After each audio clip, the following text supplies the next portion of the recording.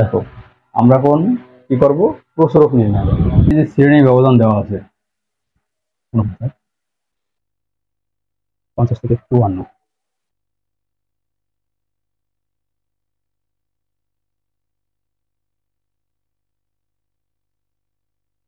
দেখো এই শ্রেণী ব্যাপ্তিটা বইতে দেওয়া আছে তথ্য পর্যন্ত, এবং গণসংখ্যা দেওয়া হচ্ছে 4, 8, 10, 20,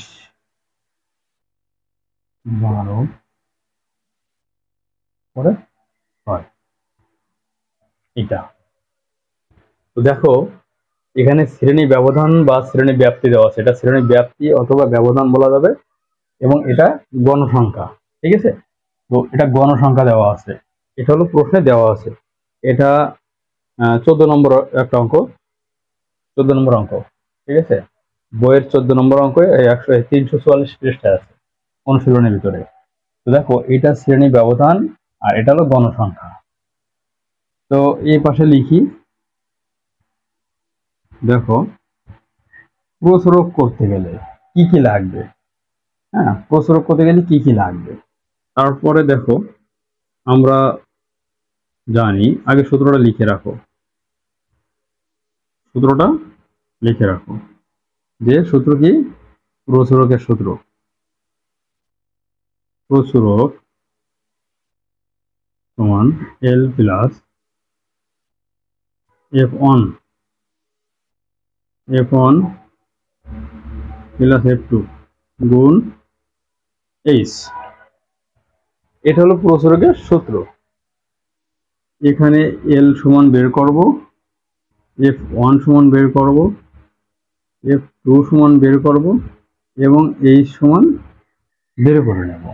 এই কটা আগে এখানে বের করে রাখবো, ওইটা এখানে বসাবো, উত্তর সমাধান করে নেব, তাই না? তো এলটা আসলে কিভাবে বের করতে হয়, দেখো এই গণসংখ্যার ভিতর সবচেয়ে বড় গণসংখ্যা কোনটা? 20। সবচেয়ে বড় গণসংখ্যা হলো এইটা। এইটা হলো সে প্রসারক শ্রেণী। এটা কি শ্রেণী? প্রসারক শ্রেণী। প্রসারক শ্রেণী কত? 60 থেকে 64। এখানে সৃজনশীলের জন্য করাচ্ছি, এবং একই সাথে এখানে কিছু টিকের কাজ করে দেবো, যেগুলো নৈর্ব্যক্তিক হিসেবে ফিরাই আসে।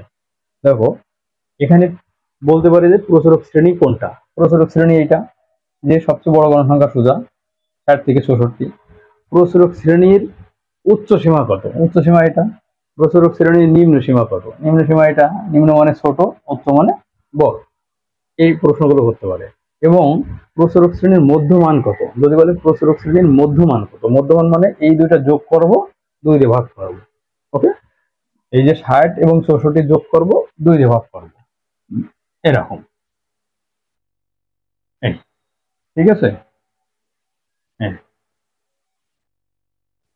এটা হলো প্রসারক শ্রেণীর মধ্যমান।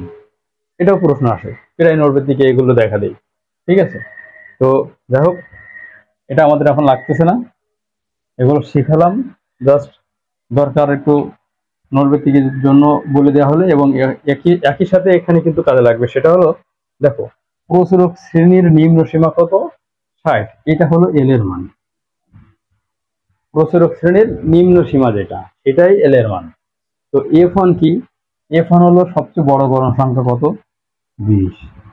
তার থেকে উপরের গণসংখ্যাটা বিয়োগ করতে হবে, 10 সমান কত? 10। এটা হলো F1। আর F2 কি? সবচেয়ে বড় গণসংখ্যা থেকে নিচেরটা বিয়োগ করতে হবে, নিচে কত? 12। তাহলে ঠিক আছে। আর H কি? Hটা হলো ব্যবধান। ব্যবধান কত? এই যে ব্যবধান, এই শ্রেণী ব্যবধান দেওয়া আছে, এখানে এর ব্যবধান হলো 5 করে। ঠিক আছে, শ্রেণী ব্যবধান 5 করে। কিভাবে করবা? এদিকে এদিকে অনেকেই করে, এদিকে এদিকে এদিকে এদিকে এইভাবে করে, আমি ওইভাবে করাই না। এভাবে করলে দুইটা পদ্ধতি আছে, এটা বিচ্ছিন্ন পদ্ধতি, এটা হলো অবিচ্ছিন্ন পদ্ধতি। অনেক সময় সমস্যা হয় স্টুডেন্টদের, এই জন্য সহজ পদ্ধতি হলো এদিক থেকে এদিকে বিয়োগ করবো, অথবা এই পাশ থেকে উপর নিচে, উপর নিচে। এই যে 45 কত হলে 50 হয়, 5 হলে, বা 50 থেকে 45 মাইনাস করবো, 5 বের হবে, তাহলে ঝামেলা হবে না। তার মানে এইচ এর মান আসলো 5। এটা আমাদের উত্তর হবে। এই যে, তাহলে এখানে এল এর মান 60 ছিল, F1 কত? 10, F2 10 এর সাথে যোগ গুণ 5, এটা আমাদের উত্তর করবো। এটা ক্যালকুলেটর কিভাবে করবা, এটা আগে এর সাথে গুণ করবা। 5 আর 10 গুণ করে কি 50। 50 ভাগ কত, এখানে 10 আর 8 কত 18, 50 ভাগ 18। এটা করার পরে এর সাথে 60 যোগ করে দিবা, তাহলে আসবে 62.777। তার মানে 7-8 পিরায়, এই যে পিরায়।